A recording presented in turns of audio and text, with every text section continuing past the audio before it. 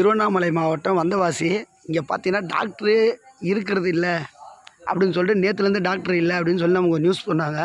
அதனால் நேரடியாக நம்ம களத்தில் வந்து பார்த்தோம். டாக்டர் இல்லாமல் எல்லாம் அந்த மக்கள் பேசுகிறத நீங்களே கேட்கலாம்.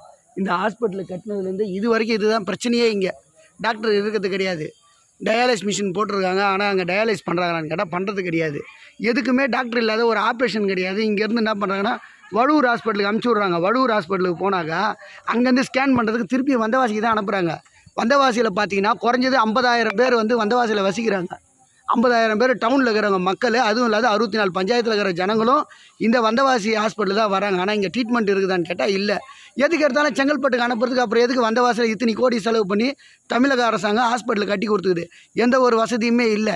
ஏன் இதை வந்து தமிழக அரசாங்கமோ யாரோ வந்து நடவடிக்கை எடுக்க மாட்டுறாங்கன்றது தெரியல. நீங்களே பார்க்கலாம், எவ்வளோ பேர் வந்துக்கிட்டே இருக்கிறாங்க பாருங்கள். ஹாஸ்பிட்டலில் வந்துக்கிட்டு தான் இருக்கிறாங்க.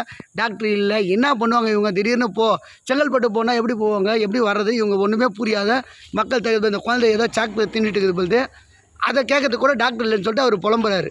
நீங்கள் என்ன ஊர்னா? தக்கன் ராயபுரத்தை வந்து இப்போ என்ன சொல்லிக்கிறாங்க உங்களுக்கு?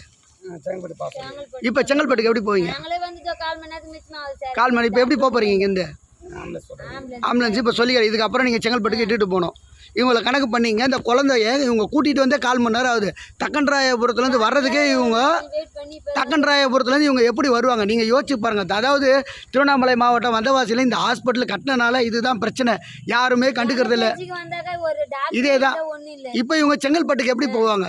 அது புரியாத தான் இந்த மக்கள் வந்து தவிக்கிறாங்க.